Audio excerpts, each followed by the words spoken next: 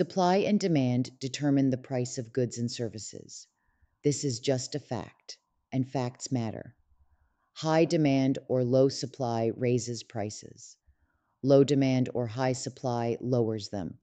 Tariffs, taxes on imports, disrupt this balance by artificially increasing the cost of goods and services. This basic principle of economics has been proven true since the dawn of time. Yet somehow it remains an inconvenient truth for end demand supporters and all their ideological reboots, the Nordic model, Swedish model, equality model, whatever they're branding it this week. End demand theory tries to twist a solid economic principle into a convoluted advanced yoga pretzel pose in order to sell the idea that criminalizing certain parts of the sex trade will magically solve human trafficking. Spoiler, it won't. Sure, it sounds great on the surface. Sex workers and survivors both agree that not being arrested is a plus. But coming after our clients, under the guise of protecting children and ending trafficking, isn't a solution. It's about as logical as banning forks to cure obesity. Why does the end demand lobby think arresting buyers will reduce trafficking? The end demand movement hinges on a simple and deeply flawed assumption. Eliminate demand for commercial sex, and there will be no incentive for traffickers to supply victims. Therefore, arresting buyers, the demand, will supposedly dry up the market and end trafficking. It's the kind of idea that looks cute on a PowerPoint slide or fits neatly on a canvas tote bag handed out at an anti-trafficking fundraiser. But like most things that fit on a tote bag, it completely collapses under real-world scrutiny. Where does end demand logic fall apart?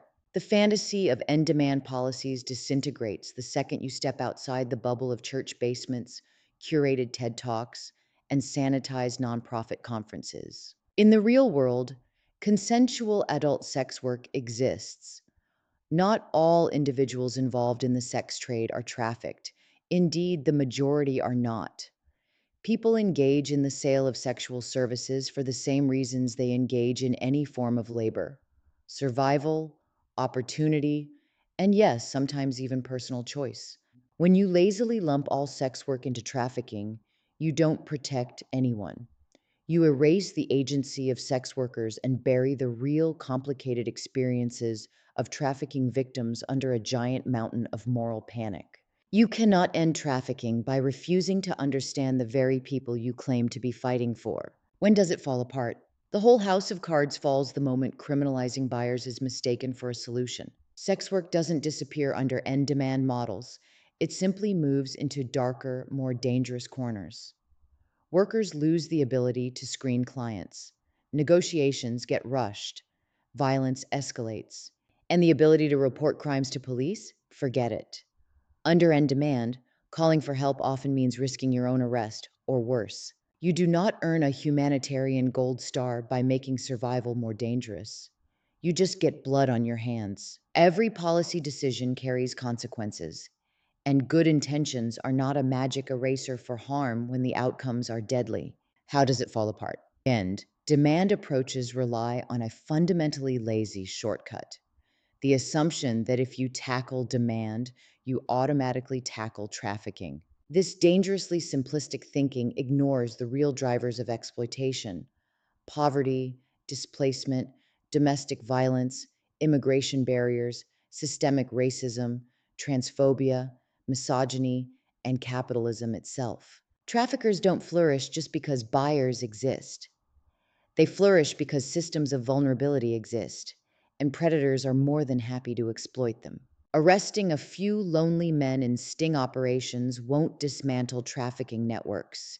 It won't even dent them. It will only allow you to feel self-righteous while the real machinery of exploitation keeps grinding along untouched. Why does it fall apart? Because at its core, end demand isn't about ending trafficking. It's about controlling sexuality. It's about policing marginalized communities. It's about criminalizing survival. If policymakers truly wanted to end human trafficking, they would be focusing on securing affordable housing, Expanding healthcare access, reforming immigration laws, creating living wage jobs, protecting survivors without criminalizing them. But real solutions require courage, humility, and a willingness to engage with systemic injustice.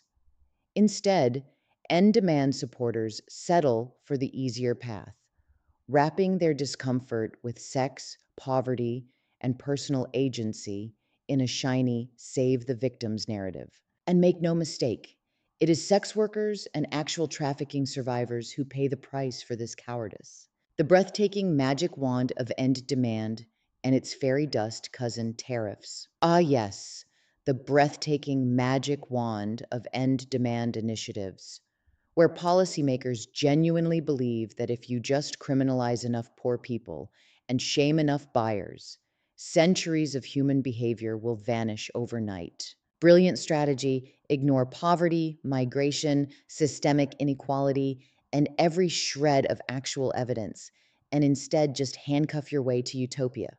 Truly groundbreaking stuff. And because that's working so well, why not sprinkle the same fairy dust on global trade? Enter tariffs, the equally genius idea that if you jack up prices and throw enough wrenches into the economy, supply and demand will just shrug and disappear. Same tired delusion, just dressed in a different outfit. The belief that if you make life miserable enough, people will somehow stop needing, wanting, or surviving. Spoiler alert, they won't. They'll just find riskier, more desperate ways to get what they need, while you stand around congratulating yourself for sending a message. Markets adapt, usually harming the most vulnerable first. Higher barriers often just mean higher prices, not less activity. Underground economies thrive under prohibition, not shrink. When you tariff the sex trade by criminalizing buyers, shutting down platforms, or flooding the streets with police, you don't end trafficking or sex work. You drive it deeper underground. You make it more dangerous. You empower predators willing to operate in riskier, less visible spaces. If tariffs can't erase the consumer demand for steel, eggs, avocados, or iPhones, what makes anyone think they can erase human demand for sex? Bottom line, you cannot arrest your way to freedom. You cannot criminalize your way to safety. And you cannot fix a broken system by pretending the only problem is a few bad actors trying to purchase sexual services. If you are serious about ending trafficking, stop criminalizing survival. Start dismantling the conditions that make exploitation possible. And maybe, just maybe, put down the tote bags, skip the self congratulatory press conferences, and actually listen to the people whose lives you keep claiming you want to save. Because right now, end demand policies aren't rescuing survivors. They're just rescuing your own moral vanity and leaving the rest of us to clean up the mess.